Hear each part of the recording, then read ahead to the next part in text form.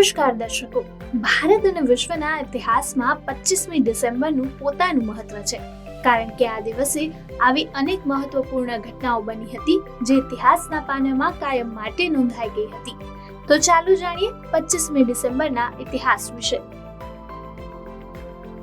1991માં આ દિવસે મિખાઇલ ગોર્બાચેવે સોવિયત સંઘના પ્રમુખ પદેથી રાજીનામું આપ્યું હતું અને સોવિયત સંઘનું વિસર્જન કરનાર દસ્તાવેજ પર હસ્તાક્ષર પણ કર્યા હતા.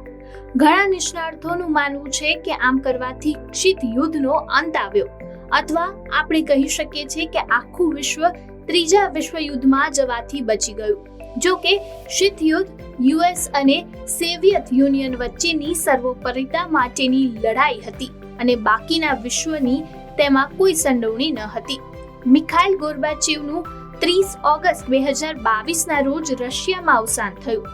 તમને જણાવી દઈએ કે સોવિયત સંઘ 1922 થી 1991 સુધી અસ્તિત્વમાં હતું. સોવિયત યુનિયનમાં 15 દેશ હતા. પાછળથી તેના વિઘટન પછી રશિયા 1991માં સ્વતંત્ર દેશ બન્યું. વર્ષ 1861માં આ દિવસે મહાન સ્વતંત્ર સેનાની અને સમાજ સુધારક મહામાન મદન મોહન માલવીયનો જન્મ ઉત્તર પ્રદેશના પ્રયાગરાજમાં થયો હતો. મહામાનનું બિરુદ મેળવનારા તેઓ પ્રથમ અને છેલ્લા વ્યક્તિ હતા.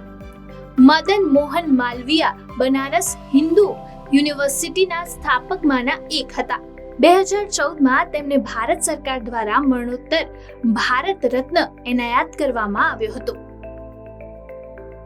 વર્ષ 1924માં આ દિવસે દેશના પૂર્વ વડાપ્રધાન અટલ બિહારી વાજપેયીનો જન્મ મધ્યપ્રદેશના ગ્વાલિયરમાં થયો હતો.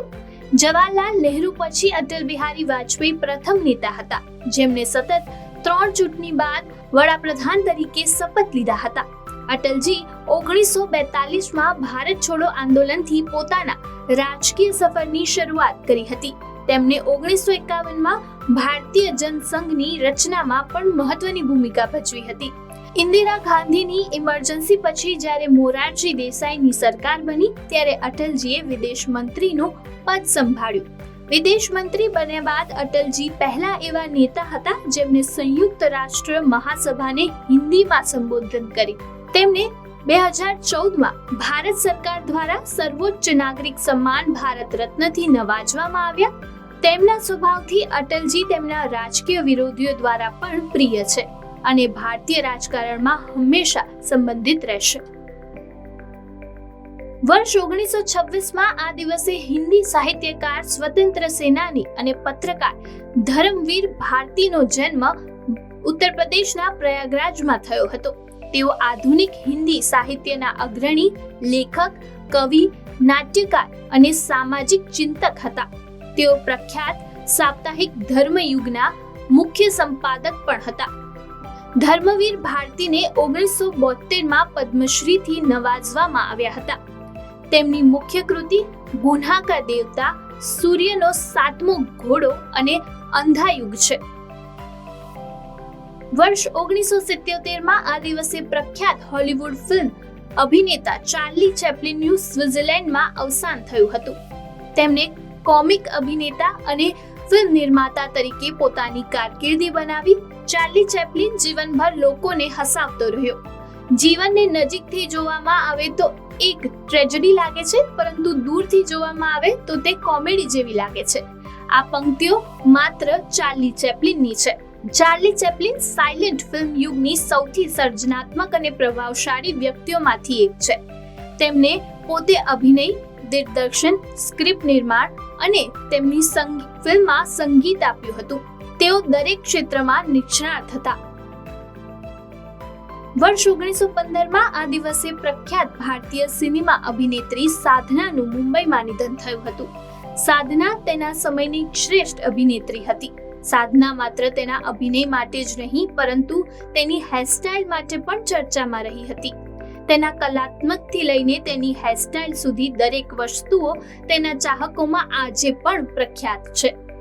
સાધનાએ બાળ કલાકાર તરીકે રાજ કપૂરની ફિલ્મ શ્રી 420 થી તેની કારકિર્દીની શરૂઆત કરી. પછી 16 વર્ષની ઉંમરે તેને સિંધી ફિલ્મ અબનામાં લીડ રોલ તરીકે કામ કર્યું.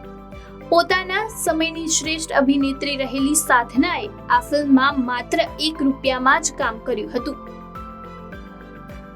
આજે અટલજીની જન્મ જયંતિ પર દેશના સુશાસન દિવસની ઉજવણી કરવામાં આવી રહી છે.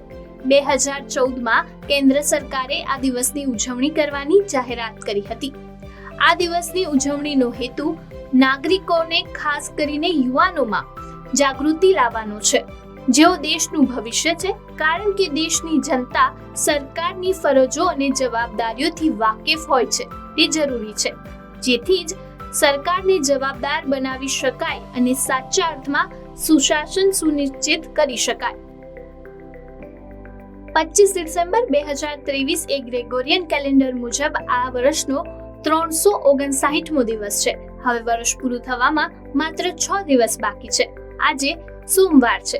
તે સમયે તે તુલસી પૂજનનો દિવસ પણ છે. તેની શરૂઆત 25 ડિસેમ્બર 2014ના રોજ ઋષિ મુનિઓએ કરી હતી. એવું માનવામાં આવે છે કે ઘરમાં તુલસીનો છોડ રાખી તેની દરરોજ નિયમિત પૂજા કરવાથી દેવી લક્ષ્મી અને ભગવાન વિષ્ણુની કૃપા પ્રાપ્ત થાય છે અને ઘરમાં સુખ અને સમૃદ્ધિ આવે છે.